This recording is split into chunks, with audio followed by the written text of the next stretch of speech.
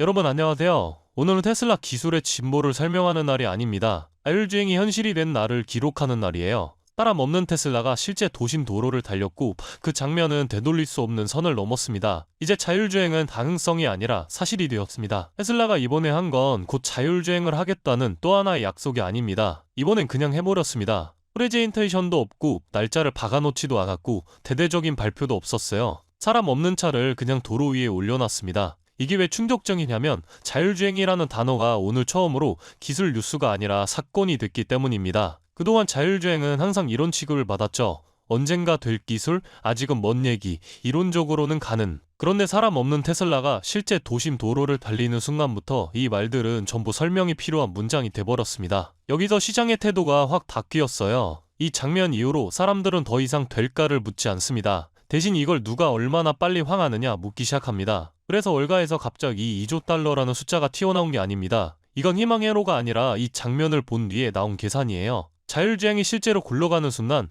테슬라는 더 이상 차를 몇 대 파느냐로 평가할 회사가 아니게 됩니다. 이제 질문은 이겁니다. AI가 도로 위에서 혼자 굴러다니며 돈을 벌 수 있느냐? 그리고 테슬라는 처음으로 그 질문에 제대로 된 답을 보여주기 시작했습니다. 이 변화는 최근 분석에서도 아주 노골적으로 드러납니다. 요즘 테슬라를 분석하는 쪽에서는 이런 말까지 나오고 있어요. 이제 인도량은 테슬라 주가를 설명하지 못한다고요. 이건 변명이 아닙니다. 실적을 덮으려는 말도 아니고요. 그만큼 평가의 기준 자체가 바뀌었다는 선언에 가깝습니다. 차를 몇 대 팔았는지는 여전히 중요합니다. 하지만 더 이상 이 회사의 핵심 질문은 아니게 되었어요. 핵심 질문은 이거죠. 이 AI는 실제로 혼자서 도시를 통과할 수 있느냐? 그리고 테슬라는 그 질문의 말이 아니라 장면으로 답했습니다. 여기서 하나의 장면이 더 겹쳐집니다. 최근 캘리포니아 샌호세 쇼룸에 프로덕션 준비가 된 사이버캡을 그냥 전시해버렸습니다. 이건 콘셉트카가 아니고 미래를 설명하는 모형도 아닙니다. 이제 만들 준비가 끝났다는 부언의 선언에 가까운 겁니다. 자율주행이 영상 속에만 존재하는 게 아니라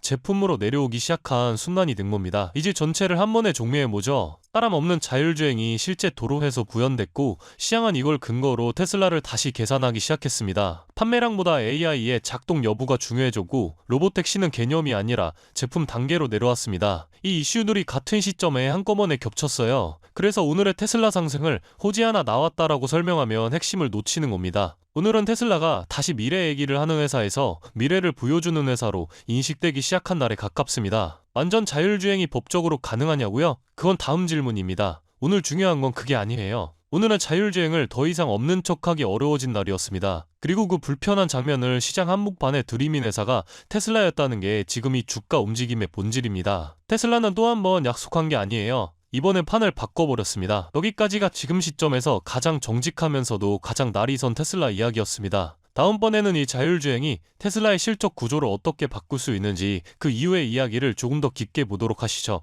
지금은 이 한 문장만 기억하시면 됩니다. 테슬라는 마침내 자율주행을 구현해냈다.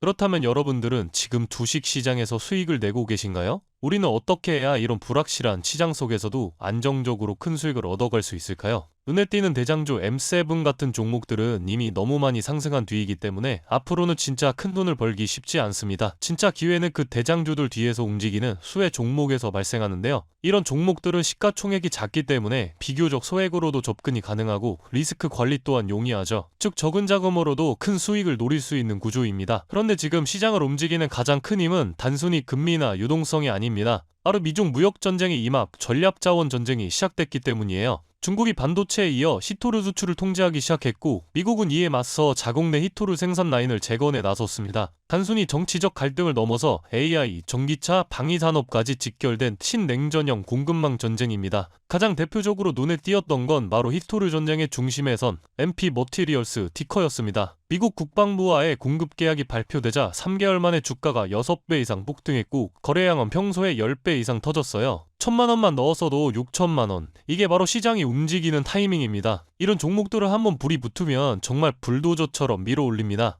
왜냐면 시장의 자금은 테마에 몰리기 때문이에요. 하지만 여러분, 중요한 건 여기서 끝이 아닙니다. 한두 종목이 폭등하고 끝나는 이야기가 아니라 산업 전체의 판이 바뀌는 신호라는 점이에요. 키토르 전쟁의 불길은 이제 리튬, 니켈, 코발트 같은 2차 전지 원자재까지 번지고 있습니다. 이미 티코와 LAC 같은 대장은 너무 멀리 가버렸지만 그 뒤를 따르는 진짜 수혜주들은 아직 초입에 있습니다. 키토르 자석을 제조하는 기업이나 리튬 정제를 담당하는 2차 밸류체인 혹은 이 자원을 기반으로 한 방산 전기차 부품 기업들이요. 이런 기업들은 아직 시총이 작고 조금만 자금이 들어와도 급등 파동이 나올 수 있습니다. 테슬라나 엔비디아 같은 재무가 탄탄한 기업에 중심을 잡고 이러한 기업들의 분산 투자하셔야 보다 더 큰 수익을 얻어가는 겁니다. 지금 시장은 분명히 움직이고 있습니다. 하지만 대부분의 개인 투자자들은 이 거대한 판이 어디로 흘러가는지조차 모른 채 뒤늦게 따라붙고 있어요. 진짜 돈은 먼저 움직이는 사람의 몫입니다. 그래서 제가 이번에 직접 현재 이 전략 자원 전쟁 속에서 가장 강하게 수급이 몰리게 될